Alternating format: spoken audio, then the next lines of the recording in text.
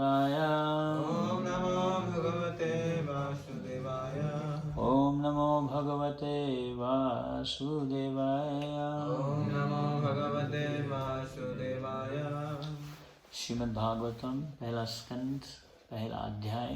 अध्याय का शीर्षक है मुनियों की जिज्ञासा और श्लोक संख्या 1 का थोड़ा सा परपुट रह गया है, जिसको आज हम कंप्लीट करने का प्रयास करेंगे।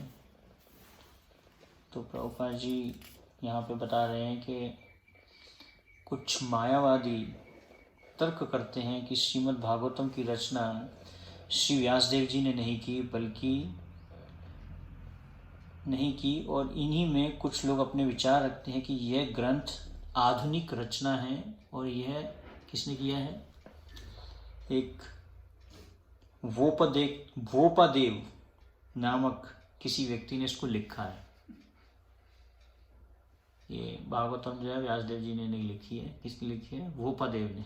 कौन बोलता है ये? कुछ ऐसे मायावादी बोलते हैं। आप सामने आ जाओ। ऐसे व्यर्थ के तर्कों का खंडन करते हुए तो प्रभुपाद जी यहाँ पे आचार्यस को कोट कर रहे हैं। आचार्यस की कमेंट्री दे रहे हैं कि श्रीधर स्वामी कहते हैं कि कई प्राचीनतम पुराणों में भागवतम का उल्लेख है। तो कई सारे ऐसे पुराण हैं जिसमें श्रीमद् भागवतम के बारे में बताया गया है। भागवत का पहला श्लोक गायत्री मंत्र से प्रारंभ होता है। इसका उल्लेख प्राचीनतम पुराण मत्स्य पुराण में, तो सबसे पहले मत्स्य पुराण में ये बताया गया, जो भागवतम का जो पहला जो बिगिनिंग श्लोक है जो गायत्री के रूप में है, तस्यम परमं धीमहि। तो ये भी किसमें? मत्स्य पुराण में। उस पुराण में भागवत में आए गायत्री मंत्र का उल्लेख करते हुए कहा गया है कि आध्यात्मिक उपदेशों से युक्त अनेक कथाएं हैं जो गायत्री मंत्र से प्रारंभ होती है और उसमें वृत्रासुर का इतिहास दिया गया है। यह भी उल्लेख है कि जो कोई पूर्णमासी के दिन इस महान ग्रंथ का दान करता है उसे जीवन की सर्वोच्च सिद्धि प्राप्त होती है और वह भगवान के धाम वापस जाता है। तो पूर्णिमा के दिन जो है, अगर इस ग्रंथ को किसी को दान किया जाए तो वह व्यक्ति को सर्वोच्च सिद्धि प्राप्त होती है और भगवत प्राप्ति होती है। अन्य पुराणों में भी भागवत का संदर्भ आया है जिसमें यह स्पष्ट कहा गया है कि यह ग्रंथ 12 स्कंदों में पूर्ण हुआ है, जिसमें 18,000 श्लोक हैं। 18,000 श्लोक हैं, 12 स्कंद हैं। और भी कई पुराण में, तो पद्म पुराण में भी गौतम तथा महाराज अम्बरीश की वार्ता में भागवत का उल्लेख हुआ है। वहाँ पर राजा को उपदेश दिया गया है कि यदि वे भवबंधन से मोक्ष चाहते हैं तो नियमित रूप से श्रीमद् भागवत का पाठ करें।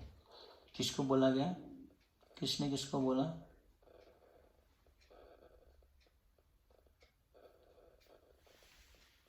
गौतम तथा महाराज अम्बरीश की वार्ता में ये चर्चा आई है। तो हमारे भवरोग को खत्म करना है ना। नष्ट प्रायेषु अभद्रेषु नित्यम भागवत सेवया। इसलिए प्रभुपाद जी ने जो है डेली ये भागवत क्लास रखी है। रिसेंटली हम एक परिवार को मिल रहे थे तो बोल रहे थे हम भागवत करवाना चाहते हैं 7 दिन के लिए, लेकिन हमें म्यूजिक वाली भागवतम करानी है, कितना पैसा लगेगा? तो लोग सिर्फ 7 दिन 7 रात करवाते हैं, लेकिन उससे कुछ भी जीवन में परिवर्तन नहीं आता। भागवतम जो है उसको बोलने वाला बिल्कुल ही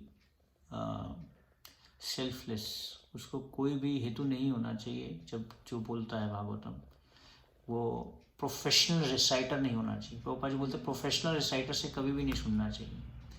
उस व्यक्ति से सुनना चाहिए भागवत जो कि भगवान का भक्त है और जो गुरु परंपरा में है, उस व्यक्ति से जो है कथा सुननी चाहिए। और सनातन गोस्वामी बताते हैं कि ऐसे व्यक्ति से अगर हम कथा सुनते हैं जो पैसे के लिए कुछ करता है, किसी हेतु के लिए कुछ करता है कि मेरे को यहाँ से कुछ मिलेगा, है ना। जैसे सुखदेव गोस्वामी जो थे वो गृहस्थों के घरों में इसलिए नहीं जाते थे कि वहाँ से कुछ उनको खाने को मिल जाएगा, उनको रहने को मिल जाएगा, बट इसलिए जाते थे ताकि उनको जो है एनलाइटनमेंट देने के लिए, दिव्य ज्ञान प्रदान करने के लिए जाते थे सुखदेव गोस्वामी। तो यहाँ पे जैसे बोला जा रहा है कि भवबंधन से मोक्ष चाहते हैं, तो सिर्फ भागवतम सुनने से नहीं होगा, एक तो सुनने वाला भी उत्सुक होना चाहिए, है ना। बोलने वाला सही है लेकिन सुनने वाला सही नहीं है ना। तो बोलने वाला जो है किसके ऊपर आश्रित होता है? सुनने वाले पे।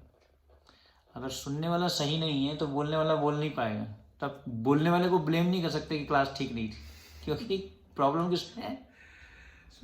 सुनने वाले में प्रॉब्लम है। इसलिए भगवान कृष्ण ने अर्जुन को पहले तैयार किया सुनने के लिए, पहले उनको तैयारी की उनकी कि हाँ भाई ये सुनने के लिए तैयार हो। भक्तो सी में सखा चेती रहस्य ही ये तदुत्तमम। तो अपने हृदय का जो रहस्य है, राज विद्या राजगुह्यम, secret of the secret of the secret, जो है भगवान ने किसको बताया? अर्जुन को निमित्त मात्र बना के और हम लोगों तक जो है प्रस्तुत किया। तो इसलिए यहाँ पे जैसे बोला जा रहा है कि यदि भव बंधन से मोक्ष चाहते हैं तो नियमित रूप से श्रीमद् भागवत का पाठ करें। तो भव बंधन से तभी मोक्ष मिल सकता है। जो भव रोग है, जो भव बंधन है, वो बहुत ही प्रगाढ़ है, भौतिक आसक्ति जो है उसको तोड़ना आसान नहीं है, बहुत ही मुश्किल है।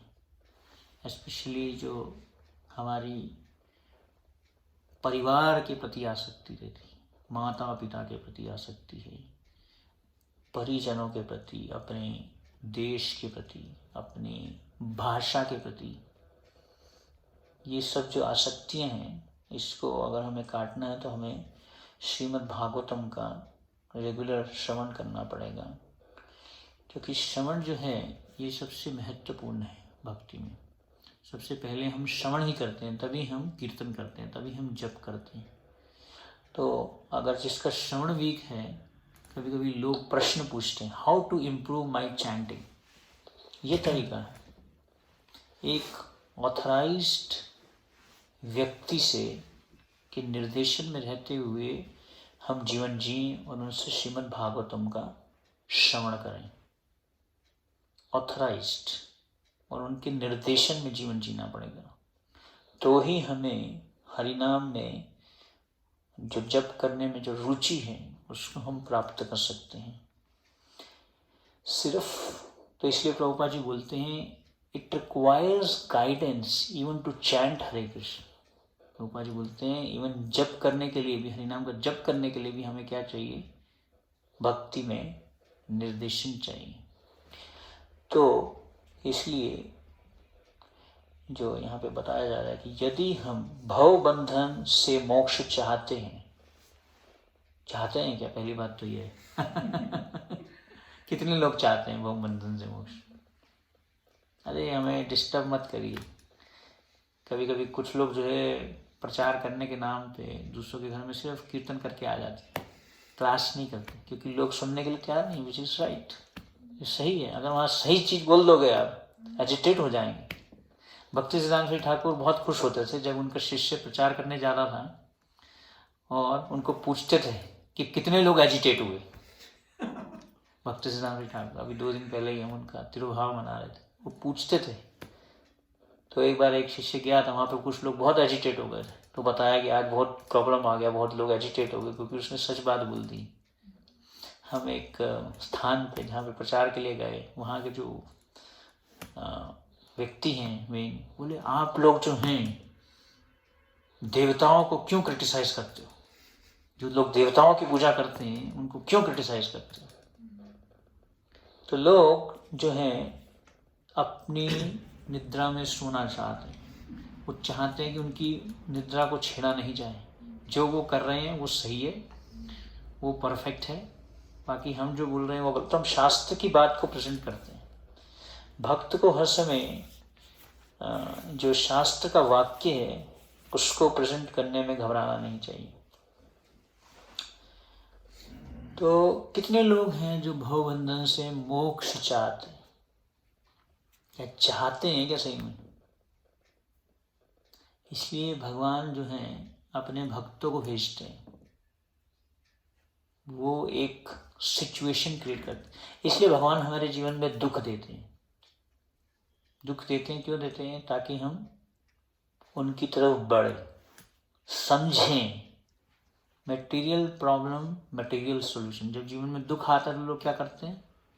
मटेरियल सॉल्यूशन लेते हैं, मटेरियल काउंसलिंग लेते हैं।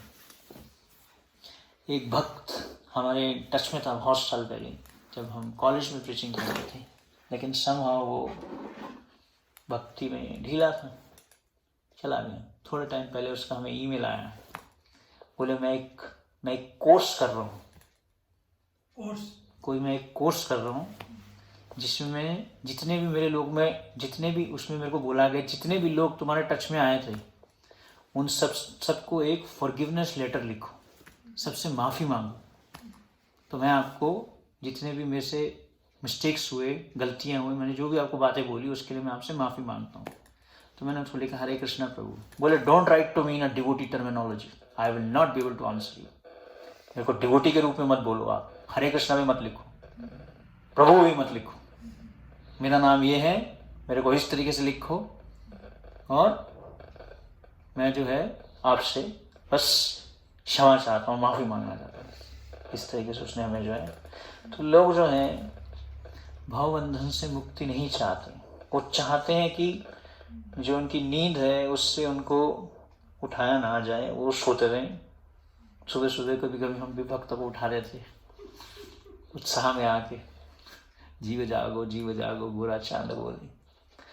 तो लोग जो हैं अपनी निद्रा में ही रहना चाहते हैं। तो इसलिए प्रभुपाद जी यहाँ पे लिख रहे हैं कि जो लोग भवबंधन से मोक्ष चाहते हैं उनको नियमित रूप से श्रीमद् भागवतम का पाठ करना चाहिए। नियमित रूप से एक नियम बनाना चाहिए इसको।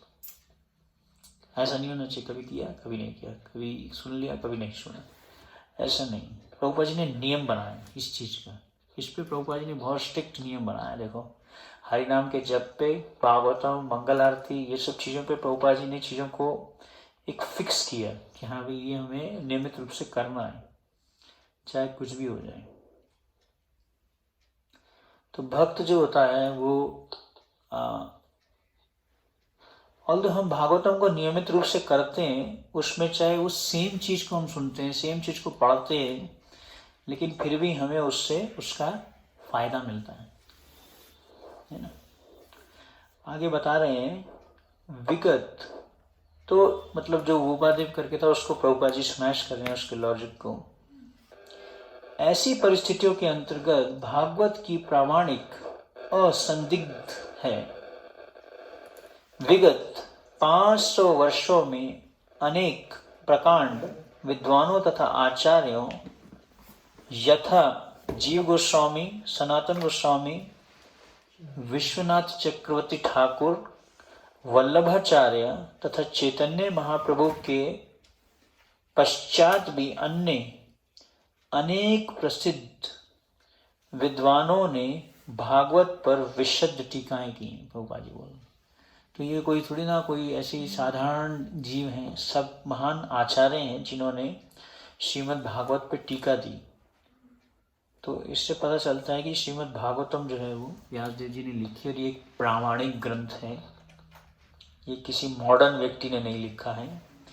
ऐसे में गंभीर अध्येता को चाहिए कि दिव्य उपदेशों के अधिक आस्वादन के लिए इन सब का अध्ययन करे।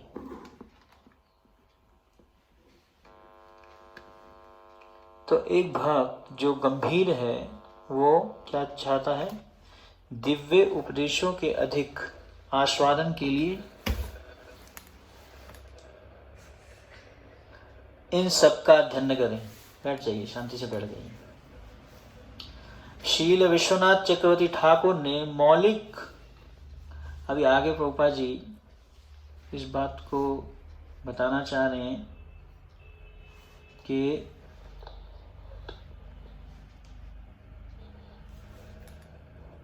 छोटा सा पैराग्राफ, इसके बाद में ये परपोर्ट खत्म है। शील विश्वनाथ चक्रवर्ती ठाकुर ने मौलिक तथा शुद्ध यौन मनोविज्ञान की विशेष विवेचना की है जो समस्त भौतिक उन्माद से रहित है। शील विश्वनाथ चक्रवर्ती Thakur specifically deals with the original and the pure sex psychology आदि रसा devoid of all mundane inability। यह सारी भौतिक सृष्टि विषय जीवन के सिद्धांत के आधार पर गतिशील है। The whole material creation is moving under the principle of sex life। Prabhupada ji पूरा का पूरा भौतिक जगत जो है, भौतिक सृष्टि जो है वो क्यों चल रही है? क्योंकि ये जो सेक्स लाइफ है, खाना पीना सोना बचाव करना, ईटिंग स्लीपिंग मेटिंग डिफेंडिंग, खाना सोना अपनी रक्षा करना और व्याभिचार करना या सेक्स करना। तो प्रभुपाद जी लिख रहे हैं सारी की सारी सृष्टि ही इसी सिद्धांत पे चल रही है। The whole material creation is moving under the principle of sex life। आधुनिक सभ्यता में विषय जीवन ही सारे कार्यकलापों का केंद्र बिंदु है। In the modern civilization, sex life is the focal point for all activities। तो ये जो आधुनिक सभ्यता जितनी भी है, जो प्रभुपाद जी लैंड किए कहाँ पे? अमेरिका में बाउरी स्ट्रीट पे गए तो उन्होंने देखा कि हिप्पीज कुत्ते बिल्ली की तरह नग्न पड़े रहते थे, क्योंकि उनको लगता था कि यही सबसे टॉप एंजॉयमेंट है, इसके ऊपर कोई एंजॉयमेंट नहीं। शास्त्रों में जो सेक्स है इसको हेवनली प्लेजर बताया गया, स्वर्ग लोगों का सुख इसको बताया गया शास्त्रों के अनुसार। तो इसलिए प्रभुपाद जी बोल रहे हैं कि जो आधुनिक सभ्यता में विषय जीवन ही सारे कार्यकलापों का केंद्र बिंदु है। एक बहुत मॉडर्न सो कॉल्ड स्पिरिचुअलिस्ट जिन्होंने एक संस्था चालू की और उसमें क्या लिखा? संभोग से समाधि तक हम आपको लेके जाएंगे। संभोग करो, संभोग करते करते करते करते आप कहाँ पहुँच जाओगे? समाधि पे पहुँच जाओगे। तो नारद मुनि इस चीज़ को स्मैश करते हैं। नारद मुनि बताते हैं अगर एक मोमबत्ती है, मोमबत्ती में अगर आप घी डालते रहोगे तो बढ़ेगी या कम होगी? बढ़ेगी। दुष्पूरेण अनलेन च, है ना, अग्नि में अगर घी डालोगे तो बढ़ेगी तो सही। तो उसी प्रकार से अगर हम इसको बढ़ावा देते हैं तो इसलिए वो बहुत पॉपुलर हुए। जब विदेश में गए और उनके लेक्चर भी बहुत पॉपुलर हुए। हमें भी एक जो है एक मित्र, उन्होंने हमें ला के उसका एक लेक्चर दिया, यही वाला लेक्चर दिया। इसीलिए हमने नहीं सुना उसको क्योंकि मुझे कॉन्सेप्ट ही नहीं जमा। तो जिधर भी कोई अपना मुख मोड़ता है उधर उसे विषय जीवन का प्राधान्य देखने को मिलता है। Wherever one turns his face, he sees sex life predominant। तो जहाँ पे भी प्रभुपाद जी बोल रहे हैं अगर अपना मुंह घुमा लो, प्रभुपाद जी एक रियलाइजेशन के साथ लिख रहे हैं। उस टाइम वेस्टर्न वर्ल्ड में जब प्रभुपाद जी पहुँचे तो उन्होंने ये सब चीज़ें देखी और उसके उन साक्षात्कारों को भागवतों में डाला है। तो हर जगह जो है ये एक मेन सिद्धांत रहता है, हम पैसा कमाएं, पैसा कमाने के बाद में हम क्या करें, हम उसको संभोग में उसको लगाएं, है ना।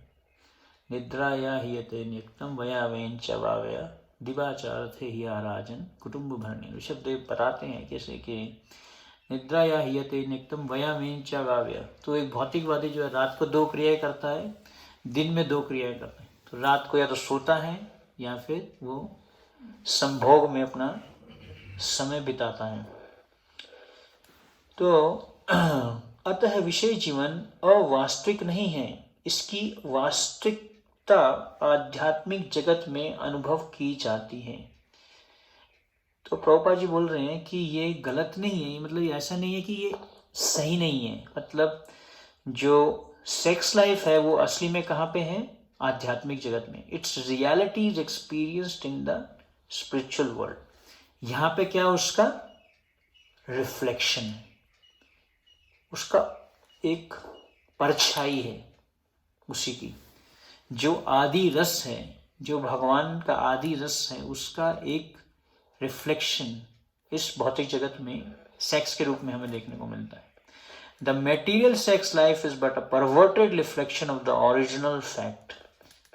इसकी वास्तविकता आध्यात्मिक जगत में अनुभव की जाती है। भौतिक विषय जीवन तो मौलिक तथ्य का विकृत प्रतिबिंब मात्र है।